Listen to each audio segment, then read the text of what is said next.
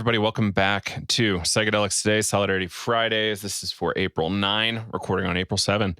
I'm Joe Moore, joined by Michelle Janikian and Kyle Buller. How are you two doing today? Doing well. Beautiful day here on the East Coast. Spring has finally arrived. And Michelle, is Mexico getting warmer? A little bit. Yeah. It's getting nice. Trees are in bloom. It's a beautiful time. It's nice. Outstanding. Still snowing in Breckenridge. Yeah, it was snowing earlier, actually. Yeah. Nice. And last night, though, it's been in the 50s. I kind of like it, but I'm kind of sad the snow's going to go. But hopefully it snows next year. And so today, before we get started, I just want to mention that we have a number of seats available for Navigating Psychedelics for clinicians and therapists. And that class starts May 20. And this will be the first time you probably hear about it, unless you got my email that I haven't written yet. So the idea is that this is the cheapest price we'll probably ever have again on this 8-week live course. So editions after this May 20 course will increase about $300. So if you want to get the lowest price possible, sign up soon, secure your seat, and can't wait to have you in class with us. It is CE approved for nurses, therapists, and psychologists. And it's just an amazing course. So if you want to get a really solid foundation in psychedelics, just go over to psychedeliceducationcenter.com and you can learn more about this class. All right, that's enough of that. Let's talk about some good news first, everybody. California just had some action around a decriminalization bill. I saw some people were calling it legalization, which is a little confusing to me always. But yeah, Michelle, what was your take on that one? Yeah, so State Senator Scott Wiener, he got this legislation approved. It still has to go through more, still other legislators have to approve it. But the first step, it's a pretty historic first step to get, it's a bill to decriminalize psychedelics in California. So it is not a legalization bill. It doesn't create a framework for regulation and these kinds of things. But it's a pretty good first step. It's also the first time psychedelics were decriminalized in this fashion, like through lawmakers instead of ballot initiatives. So that's also really exciting. And it won't be limited to plant medicines. It includes LSD, MDMA, other psychedelics. So I think that's particularly exciting. What do you guys think? And I think they took off peyote. Just because the quote here is because the nearly endangered status of peyote, of the peyote plant, or it should be cacti, and the special significance peyote holds in the Native American spirituality. So that's nice to hear that they did take that into consideration. I know that's been kind of a hot topic with some of these decriminalization bills and thinking about conservation efforts here. I thought it was also interesting that here on Marijuana Moment, they said the panel also approved a separate legislation to allow communities in the state to temporarily open safe consumption sites for illegal drugs. So it'll be interesting to see how that unfolds. And also another good part of it is expungement for prior conviction for offenses that makes it lawful. So glad to hear that they are also including expungement efforts in this as well. Fingers crossed that this gets passed. Right. Yeah. I think California is in a lot of revolt right now, which is really good, I think, for political movements around drug law reform. And I just can't wait to see how it plays out. I love this supervised consumption site or safe consumption site idea. It's like, an empty warehouse and you go in, it looks like Meow Wolf, and you've got some trained pros in there. Yeah. Could be perfect. Yep. Why not? And that doesn't sound like it's going to be a statewide thing. So it would allow city and the county of San Francisco and the county of Los Angeles and the city of Oakland to operate the facilities as a pilot program until 2027. So that's a long period for a temporary project. That's cool. Yeah. So advocates say allowing people to use drugs in the presence of a medical professional will reduce overdose deaths and also provide a path to accessing treatment and other services for those who want them. Again, I mean, this will be interesting. Just thinking about accessibility, if they're including psychedelics in here, is this going to be kind of like Could there be some peer support with medical oversight there? I don't know. Guess we'll see. Yeah, really interesting that safe consumption sites would be for any drug, not just the psychedelics in this, legislation. So that would be a really big step, I think, for California and just keeping, drug users safe. And hopefully, California is one of these states where if it is successful there, you could see rollout in other places in the United States. So it's very exciting. All right. So next up.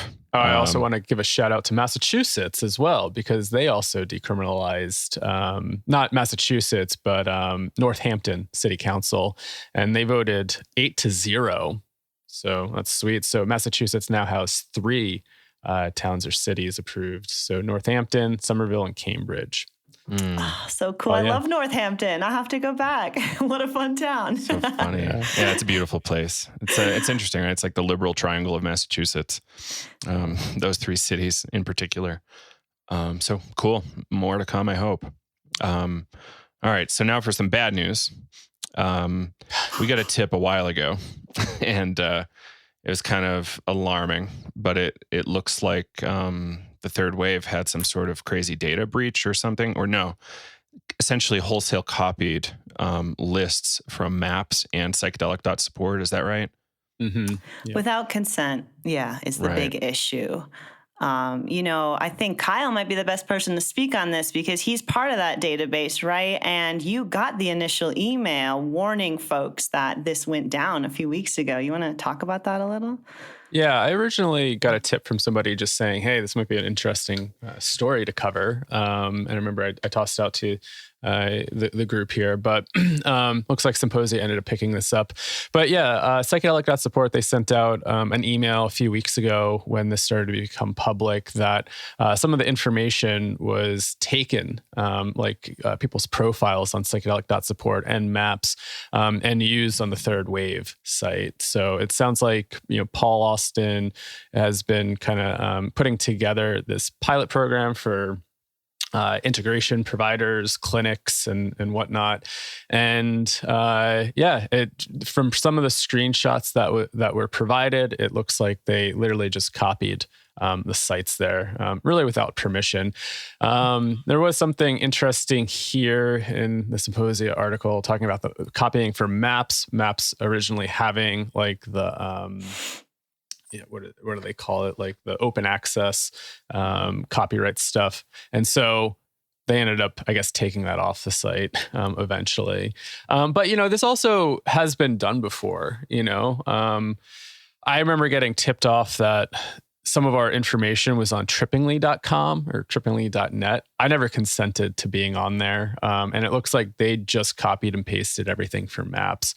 I think this is a little bit different with like Psychedelic.support in the sense that they highly vet their integration people, which I really appreciated. Like I had a phone call with them.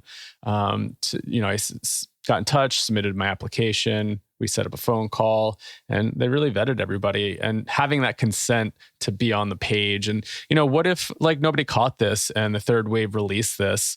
And I think this is really important for people that are aligning with different organizations and websites, do align with their missions and ethos, and do you want your content on there? I think this will probably be something that happens again. I just got tipped off recently. Another project or site was thinking about creating a directory integration list. And somebody asked me, would you be upset if you didn't have consent and your information was on there? And I said, well, to some degree, cool, free advertising. On the other hand, I don't know those people. I don't know what the company is. I have no idea, what they're promoting. Is it coming off as I'm a psychedelic therapist, which I'm not? And there have been people like some of the stuff on trippingly.com. It almost kind of seemed like, hey, find a psychedelic therapist, which is like, then we just get these massive emails or phone calls of, hey, I want to do mushrooms with you. And it's like, constantly having these conversations of that's not what I offer. And we do not provide any illegal services. So, so interesting. It sounded like, Yeah, the third wave put everything behind like a password protected site. So I think when Ali sent this stuff out from Psychedelic.support, it was just a lot of screenshots.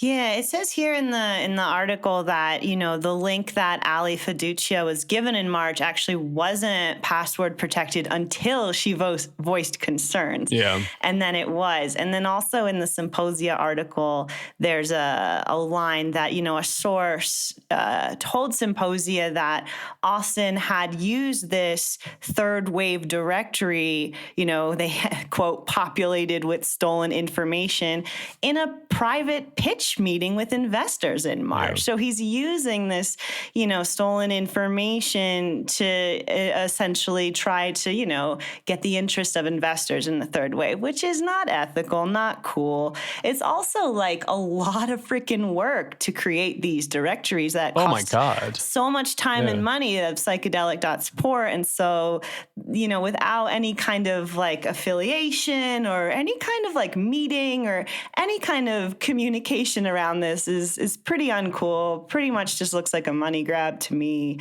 So I'm glad that, this is a public topic and that we, it's in the public consciousness now, because these kinds of things, that's not right. People deserve to be compensated for their work and have consent when their name, information, phone number, private email, are on these kinds of directories. So, yeah. Thank you for that. Yeah. I'm not trying to put out the case of the poor me's, but we have a lot of things that are just wholesale copied and put on other people's websites. We'll probably, unfortunately, have to get lawyers involved in the future, but there's a bunch of sites just kind of copying our stuff and putting it up on theirs, like full on. And like there's a little bit of attribution, but no kind of consent from us. So, this is going to be a recurring issue in the space, and we should really be careful about decisions we make, especially when we're involving other people's work. And yeah, thanks to Psymposia for doing that piece. I think that was Russell that did that one. All right, next up, Michelle, you want to talk about Rebecca's piece? Okay, yeah, so excited. Let me just scroll down to my notes. So our new contributor, Rebecca Martinez, wrote an article for Women on Psychedelics, which is a new blog and social media platform to try to highlight women in the space. And Rebecca also wrote a piece for us recently, 9 Women of Color, helping to create a more inclusive psychedelic movement. And we included Women on Psychedelics because they're doing really cool work. But anyway, so Rebecca wrote this pretty bold op-ed called Why Psychedelics Alone Won't Heal Us. The growing plant medicine community is being called to face its shadows and realizing perhaps it's not that different from mainstream culture after all, is the tagline. And basically, Rebecca goes through a lot of issues in the community right now that are not super popular topics, like accountability, sexual abuse, spiritual bypassing, and really makes a really good case for how this isn't okay. And this is behavior of mainstream, dominator culture that we really like to think of ourselves as above in the psychedelic community. But, she's really pointing out that a lot of these kind of negative aspects of mainstream culture are very much a part of psychedelic culture. And like, if we want to change that, we need to step up. And I thought it was a really powerful piece. It's been really hard to witness some of these aspects in a culture that I thought was more open, more engaged with social justice. Not everyone isn't, but she has a quote in here, like, as we face these calls to accountability, the response from the community has the potential to help heal or multiply harm. Where we see victim blaming and cancel culture in the mainstream, the psychedelic community often opts for avoidance and spiritual bypassing instead.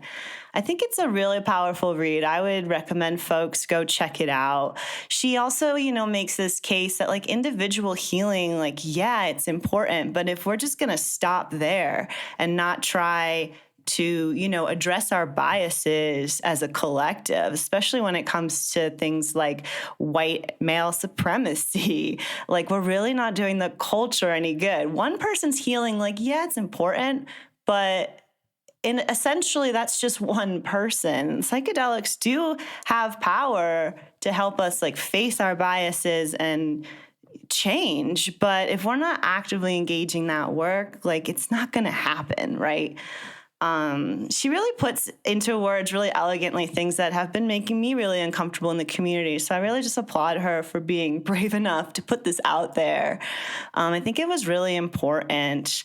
And I also just wanted to, while I bring it up, refer folks if they want to do more work on, how do they confront their own biases and how do they become an anti-racist, for instance. There are, there's resources out there. The Ancestor Project, which is now formerly known as the Sabina Project, they have a workbook on their website that you can buy that supports them, and it's Awesome. an anti-racism workbook to help you in your, psychedelic practice to really start to be aware of these things and to make changes. It's a type of integration. There's also a really great book that came out in 2019 I wanted to recommend folks. It's called How to Be an Anti-Racist. It's by I hope I'm saying this right, Ibram X. Kendi. I think it's a really great book. I'm in the middle of it. It puts all these issues. He's a Black professor, and it's both a really great, important read, and he's also a great writer. It's really engaging and relatable. So I would recommend it to anyone looking for resources on, what they can do in this regard. Great. And Kyle, what was that quote about a sick individual in a village that you had earlier? I was going to say, I just kind of was talking about this. I guess this kind of comes from more of a collective type of shamanic type of viewpoint, is when the individual is sick, the society is sick. And when the society is sick, the individual is sick. And so really thinking about this idea of integration and, okay, yeah, we can work on ourselves, but, does that ultimately heal the society when, these systemic issues are at play, which continue to make us sick? And it just feels like this endless feedback loop, right? But I think there is that aspect of individual work helps us to show up so we can do the more systemic work. But at the other side, it's if we're just focused on our individuation and not actually engaging and participating in the community and the society, then what are we doing the work for? Are we just doing it for our individual selves? Yeah, we're not going to really grow. Again, kind of coming back to this more collective mindset versus this individualistic Western mindset. Because a lot of these issues are systemic and they're part of the system, and we need to change that. But it's hard work, right? A lot of people don't want to talk about this stuff because it feels threatening to the current paradigm and how we function. And just even thinking about us being in the psychedelic world and saying, psychedelics alone won't heal us. That's also threatening at times of promoting healing and promoting this type of work, but then also being really real about the shadow aspects and saying, you could do a lot of your inner work, but if I always like Dimitri Mujanis's kind of critique. It's psychedelics should make you more or less of an asshole, but if you're still an asshole, you're not really doing the work. And it's true, we could just sit there and inflate our egos with spiritual materialism and spiritual bypassing. And, by actually doing our individual work, we're actually not doing anything on the collective at times. So, it's this weird double-edged sword that we have to confront and face and be honest about. Yeah, this work is hard. It's uncomfortable. It's threatening. I think when the Black Lives Matter movement was at the forefront of all of our consciousness last summer, like it was hard. It wasn't like a pleasant thing, but that's okay. Just like challenging trips aren't, necessarily negative. We can learn the most from them. So I really encourage folks to just kind of lean into that uncomfortableness, try to learn from it, just like you would from a difficult psychedelic experience. It's not easy for me either. Like we all have these biases, and I just encourage everyone to just actively engage, think about it, and try to make changes if you see they need to be made in your own life, and that can reflect onto the community, especially like admitting your mistakes, admitting when you were wrong and biased. It's really hard. No one wants to get canceled, but if we're going to move past cancel culture to a more accountability culture, these are the kinds of things we really need to actively do and think about. Yeah. This conversation is also bringing up some comments that we saw on Instagram on the 9 women of color in the psychedelic space, and just, people saying like, oh, why do we have to bring race into this? Mushrooms don't see race. And it's just those type of comments itself. It's like, if you don't understand the systemic issues here, then like, I don't know. I think you need to do some more reflecting, because people of color aren't really represented in this space. I mean, look in academia, it's mostly white men. And if you can't understand that and see that, I think you have to do some more self-reflection on, positions of power and like the space itself. It's like we need to have this platform to get other voices out there. And I don't know. I was just irritated by some of those comments, and it's like, throwing the race card at it. And it's like, listen, just pull back from that and just realize the scene is dominantly white men. And, if you can't see that, then I think you're just missing the point of why we're putting stuff like that out there.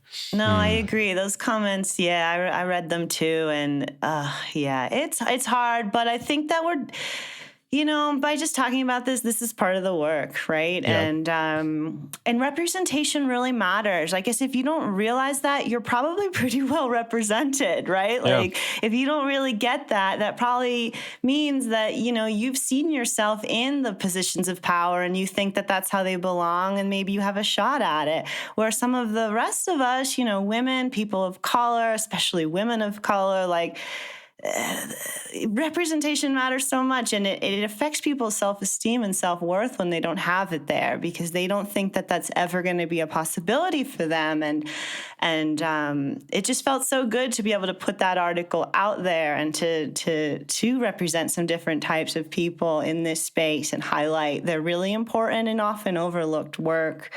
Yeah. And we're going to continue to do it. Sorry, everyone. No, not sorry at all. Actually, sorry. Get ready. It's coming. And who are these people speaking for mushrooms not being able to see race? Like, do you know mushrooms that well? I don't know. All right. I'm just trying to make a little light of that. It's true. Agreed on all points. All right. So this next one, Michelle, Time Magazine on ibogaine, is that right? Yeah, so this is a pretty big deal just because Time Magazine is such a mainstream and long-standing mainstream publication. And so there's a big feature this month in the print mag, and it's also online, called Inside Ibogaine, one of the most promising and perilous psychedelics for addiction.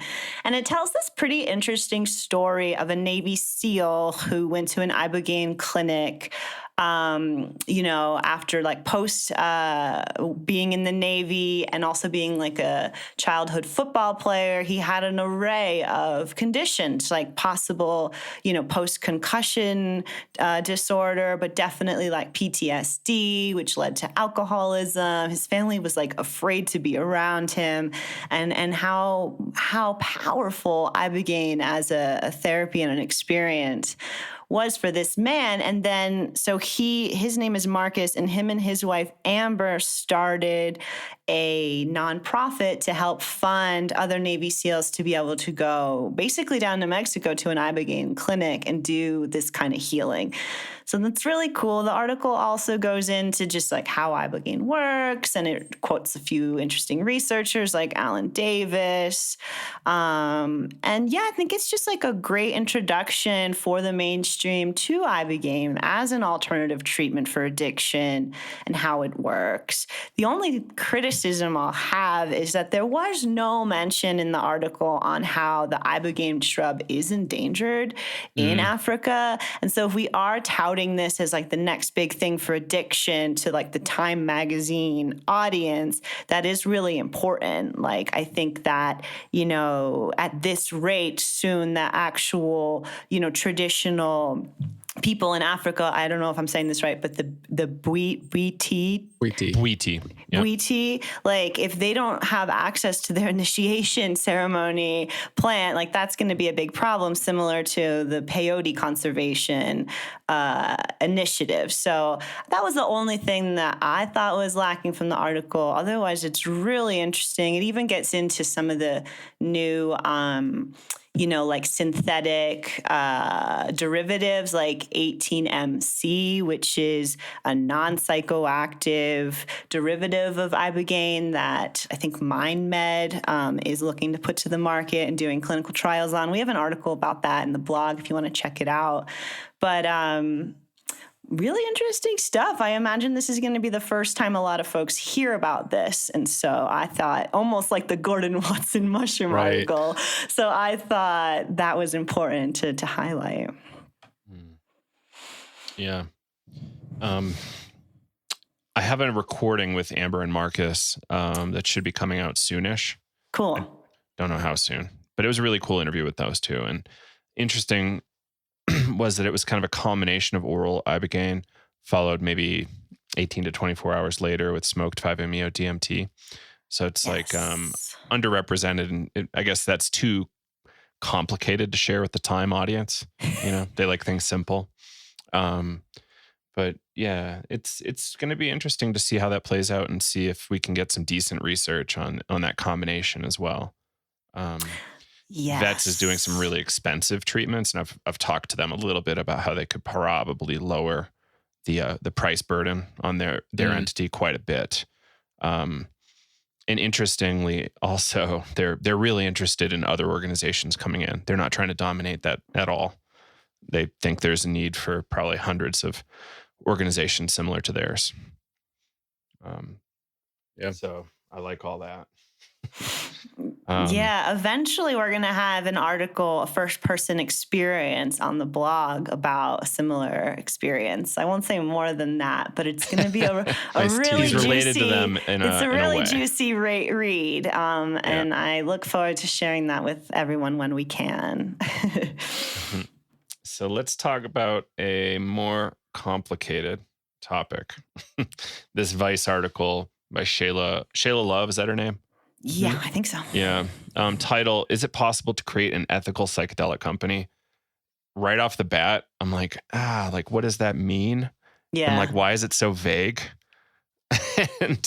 and to me, I'm like, I don't know. Like, if you're selling blotter paper, like, is that a psychedelic company? Or, you know, is there an ethical mafia? I don't know. So anyway, the article's more around patents and patent structures. I like this idea of a patent commons that was introduced in there. Like, what happens if we kind of collectivize some of our patents and then into some sort of collective commons, and then the other ones that are actually novel and non-obvious, those things could be theoretically patented, right? Like the idea. I still don't have a clear path forward on this, but I keep seeing this. The patents around synthesis of psilocybin by Compass. Like, my thought the whole time when I saw them filing these patents is they were filing a patent around one method of creation, of manufacture. And I guess they have 3 patents now. Still not that big of a deal because there's so many ways to synthesize things. And USONA, like, I think has one, and they've open sourced it, I believe. Yeah. So I'm like, what's their game here, and what are they doing? But I do believe a lot of these groups plan on anti-competitive practices. And like one final point before I pass it off to you two, there is this idea of evergreening molecules. So cool, you got this patent on psilocybin, and after 5-7 years, you're going to have to like evergreen your molecule. So does that old molecule go into like, the public domain afterwards, or is that molecule still protected long term? Like, could you effectively have a patent for 70 years on a molecule? Because so in the outdoor space, like this fabric Gore-Tex, which everybody probably knows about, it was wildly expensive for a long time because a single manufacturer held the patent and manufacture rights to it. So they would kind of like license it and sell it to people to make jackets and use their logos. But eventually it came off patent. So people were able to use it like crazy and produce it for way less pricing. There were environmental issues with that, and there still are, but that's not really the point. It's something made people a bunch of money, and then it went into the public domain. And like, is that the flow, or am I seeing it wrong? I don't know. Michelle, what was your initial take on this article here?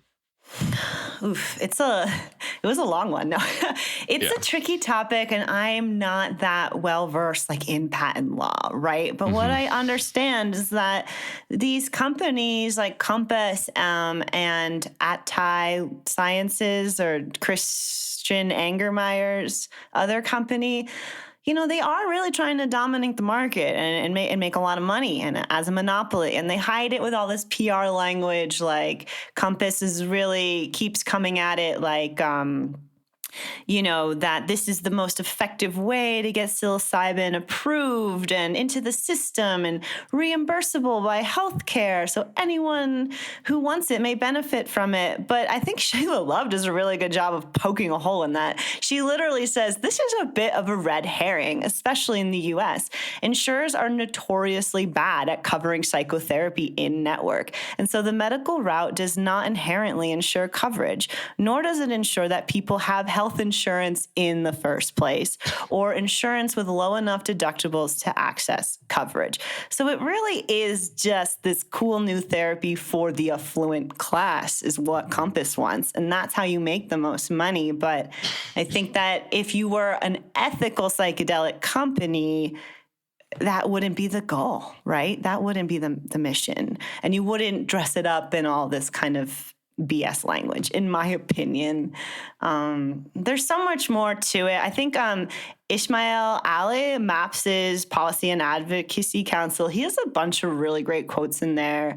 He's a really, I think, trustworthy source of this kind of information. And he points to MAPS and USANA being, maybe like another option, like the nonprofit, more open source option. And of course, like they're not perfect either. And so we do kind of, I'm not really sure. I just hope that like future psychedelic companies are taking ethics more into consideration than profits, basically. But I mean, it's a lot to ask from a pharmaceutical startup. So it is so tricky. I struggle with it all the time as well. I don't know. What do you think, Kyle? Yeah, I struggle with it as well. Yeah, I don't know. We've been talking about, just like capitalism and stuff like that for the past year or so since Solidarity Friday. It's like on one hand, if a company is getting all this money to start up these trials and, they're obviously moving a lot quicker than MAPS did, being a nonprofit and, taking a much longer time to get everything rolling. Versus, a company that has like capital coming in and being able to run through this stuff quicker. It's like to some extent, you probably want some sort of return on that work and protect it, right?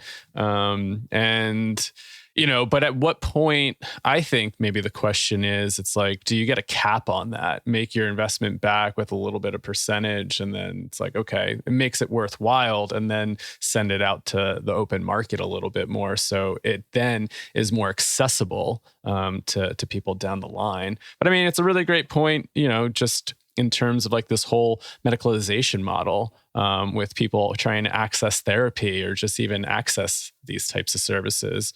It's not very accessible for a lot of people.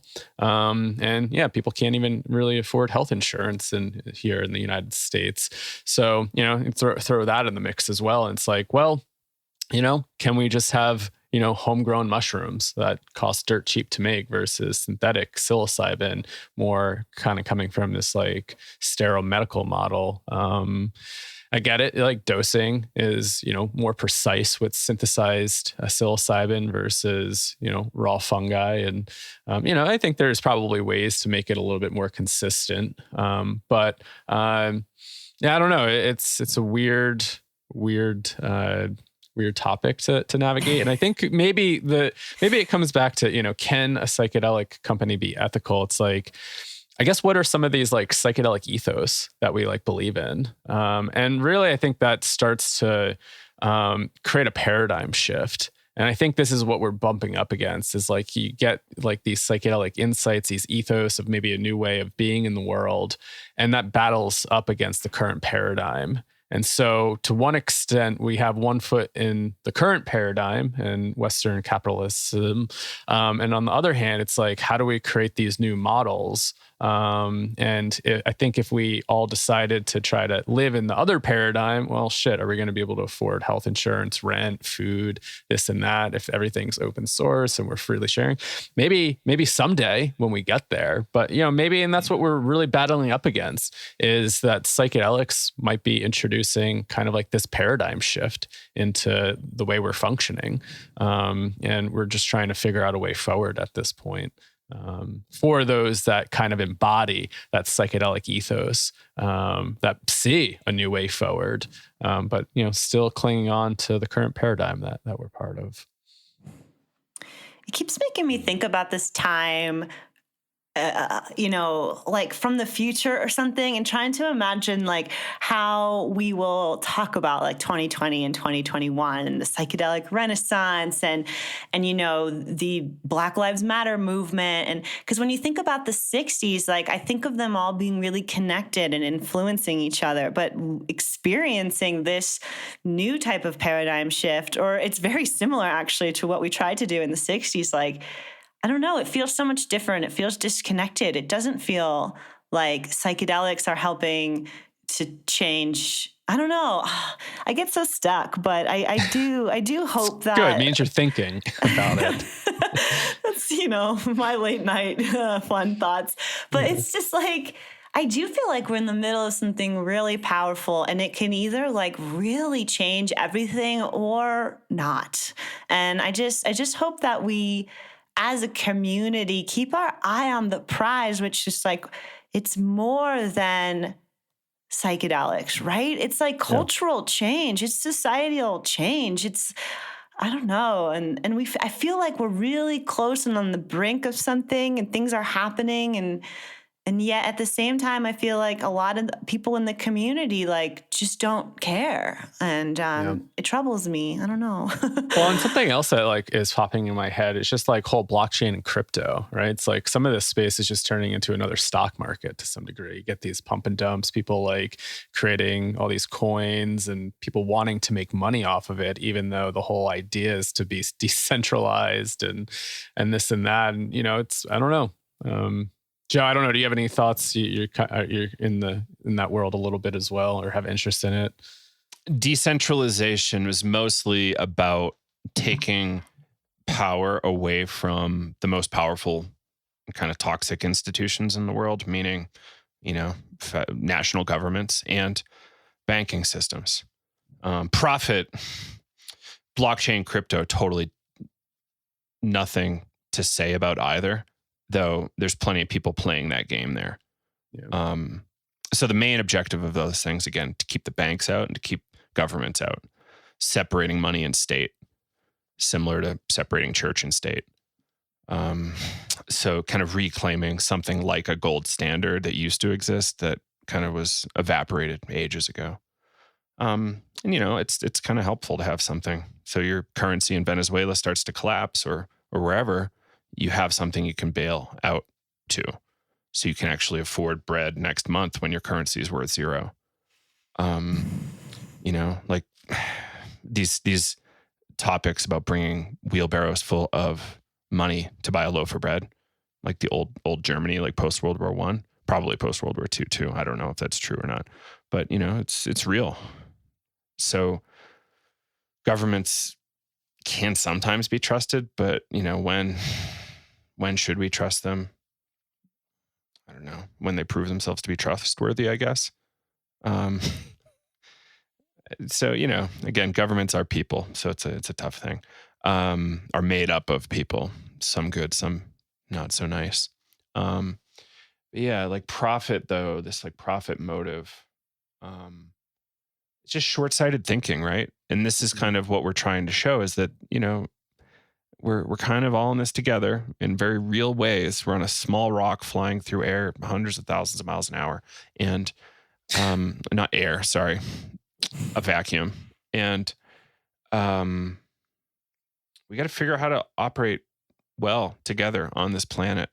Otherwise, we're smoked, and we're up for who's got the best weapons, and like team of hackers, So figuring out how to evolve, like the Bucky Fuller thing is not let's like tear down, burn down like the existing system. Let's figure out a way to create the new ecosystem that works really well, and people will want to join up, as opposed to, but the old system still deserves plenty of critique because it brought us to the brink, like brought the planet to the brink, right? People don't have water. Like what happens when the water wars kick up? Like, have y'all heard of this book, The Water Knife? Not me. No, I don't think so. Incredible kind of dystopian fiction, largely concerned with the American West. And what happens when the weather patterns change and there's not enough water? Maybe we hit a 5-year drought and then no water in Texas and Arizona anymore. Where do those people go? Are there now like rules in place at the federal level, or people can't go across state boundaries? You need like some sort of visa to get access to Oregon, like these things aren't totally impossible. Years ago, the 4 states that kind of need the Colorado River the most made a pact. I forget what it's called offhand, but it's Colorado, Arizona, Nevada, California, I believe. And they made this agreement that was based on like a really high water level year. And there's way less water than what they agreed to in those terms. And they haven't had to fight it out for real yet.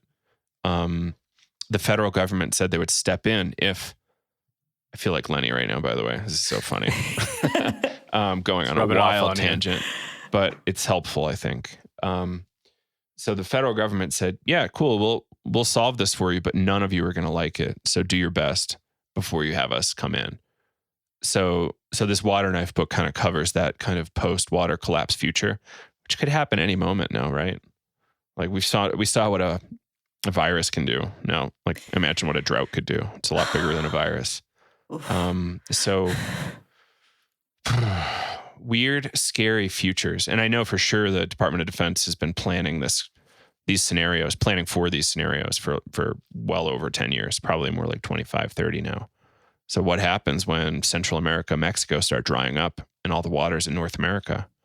And we've got a huge Latinx population in North America. And what happens when the army starts shooting those migrants that are trying to cross the border? Because and so that means like civil war internally, all sorts of mayhem possibility. Stuff's fragile, and pretending that you're going to be okay because you made some money on Compass or MindMed, silly. You're not going to be fine. Like, that's not the reason you're going to be fine. Like maybe you're smarter and you've got 5 passports and money hidden all over the globe, and maybe you can leave. Maybe you can't though. It's kind of like an extension of the zombie fantasies a lot of people have in a lot of ways. So you're kind of like, getting really excited about dystopias because you're like, oh yeah, I'm definitely going to nail it. It's like, well, probably not, man. Like, no, probably not. I'm definitely going to die. Yeah. Like so fast. I'm done. My girlfriend tells me she's just going to quit right away. She's like, nah, quit. Done. Dead. So like, is there a way to amplify? And I think this is what Bennett Zellner's getting at in that article and our podcast with him and at Compass. He's like, yeah, like hyper local economies really help, as opposed to, we've seen it in small town America all the time. Walmart shows up in a small town, all of a sudden, a good portion of the local businesses dissolve. They don't have the business they used to, and all that money goes, to the stock market or something. I actually don't even know if Walmart's public or not, but it goes to that central repository of money and away from that town. So, this is a consistent problem. Externalized costs are a big deal too. Like look at mining. Cool, you made all that money from the gold, but you left like huge population in that mine's location exposed to toxic chemicals and dirty water. And, what does that do? And was it worth it? Was it ethical to do that to that population, even though they consented? Maybe it wasn't a totally informed consent, like thinking Confessions of an Economic Hitman type thing. Like, I'm going to willfully design this loan that's going to bankrupt your country and really mislead you and your people to accept this money. So like, these are the things, like understanding the history of the last couple hundred years is going to be really important for us dreaming up what's coming forward. And what are the models? The Mondragon model, I think from Spain or Portugal is okay. And, anarcho-syndicalism in Spain is pretty decent. Franco kind of just squashed it. Michelle, do you know if the Zapatistas kind of picked up on that from Spain at all, like the anarcho-syndicalist thing? Like in Basque Country, like that kind of? I don't know if it was the Basque Country, but it might have been. Like, do you know if there's any kind of like... I haven't studied Zapatistas or been around one. I just know them from records. I wouldn't be surprised if, like Subcomandante Marcos was reading all that kind of stuff and spreading it, but I can't say for sure. I don't know. But, the Zapatistas did kind of like form, relationships, and they still have them with these other revolutionary groups. Like when I went to their women's summit a year and a half ago, the Black Panthers were there talking. There were all these, revolutionary groups there, because they all have very similar ideas, actually. And it is very community based, because what this all just keeps reminding me, and we also have an article coming out about COVID and group work. What this also reminds me of is that this is just bigger than the individual. This is bigger than your individual bank account. This is bigger than your individual healing. Like, I hate to sound rude, but like, I don't actually care. Like, that's kind of selfish in the bigger picture. Like, I don't know if we're all taking the same drugs or not, but I get very big picture realizations sometimes. Yeah. And it's not up to me to individually fulfill them, but I do have a duty as like a human, part of humanity, to try to help. I mean, I don't know if that's just me. It's starting to feel that way. Not actually. I have you guys. I have a lot of really amazing colleagues who also believe in these things, but like American culture is very individualized. The American dream, it's very get rich or die trying. And that's really deeply ingrained in our psyches, like whether we are consciously thinking about it or not. However, like this is another thing that we can use integration to kind of break down and look at and see, does it actually benefit me and my community and my the human race as a community at large? Like, no, in fact, we are destroying this planet. Like, we won't be a human race in 500 years if we go at this rate at 200 years. So I don't know. My favorite was when the Trump administration scraped all the climate data. Like they said, I think they put some stuff in place saying that we couldn't, the worst stuff was for around 2040. And I think they kind of cut the data release at something like 2039. Like we can't know what the meteorologists and climate scientists are forecasting beyond that. So I would hope, Mr. Biden has kind of resolved that, but I haven't really read anything yet on that particular thing. But it's scary, right? Because if we don't have that from the federal government, what do we have? Other countries, but for whatever reason, we don't really believe them too much. But Michelle, I can definitely resonate with some of that big picture thinking, and comes back to something somebody told me one time. I was exploring self-worth, and they're like, "You're not worthy. Nobody is." And when you really think about that, nature does not give a fuck. Nature does not care about anything. It's going to unfold. It's going to do its thing. And, I think that really comes back to more of this kind of communal thinking of we're in this together, and we need to have that social responsibility to be in it together, because nature does not care. It's going to do its thing. And to think that we're worthy to do whatever we want to do, we're wrong. Yeah. And that's big picture thinking, right? And that's where some of that existential shit comes in, where you're like, what am I doing here? Do we have free will? Do we have freedom? Who are we in relationship to this big globe, this big organism that we interact with on a day-to-day? And most of us don't feel that connection, and most of us don't even realize we're in relationship with this bigger unfolding. And maybe that's the disconnect. And maybe sometimes in the psychedelic world, we can see that, but also it's hard to, really embrace, because it comes with a sense of responsibility of going, wow, maybe my shit doesn't matter. Maybe I have this higher social responsibility, because we're all in this together, and, nature's going to do its thing. And, Joe, you pointing out some of this, kind of, water wars and droughts. It's to think about patents and, building an ethical company at that point. It's well, shit.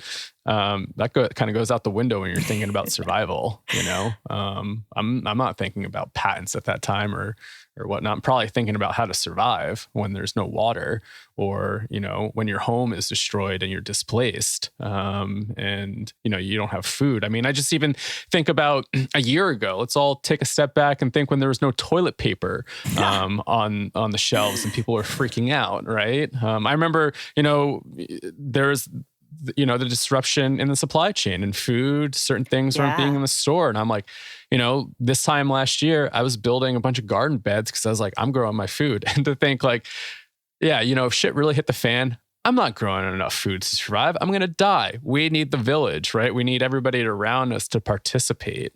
But we've really, outsourced everything to depend on these larger systems that, when that starts to collapse, more local communities suffer because we have just put it to these bigger systems at play. So these fragile systems, essentially. Yeah. That was my big takeaway from last year. And well, it's kind of scary stuff, but it's important, and I'm glad we're having this conversation, because it is. It's bigger than us. It's just bigger than an individual, and no amount of ego loss or whatever is really going to change that, and until you're actually engaging in this and trying to make a difference in your community, or speaking about it publicly, or admitting when you're wrong, and all these kind of really hard things that no one wants to do, but they're important. And I'm just honored to be able to have this conversation and to share it with so many people listening, because these are the kinds of conversations that I thought I'd be having more of in the psychedelic community.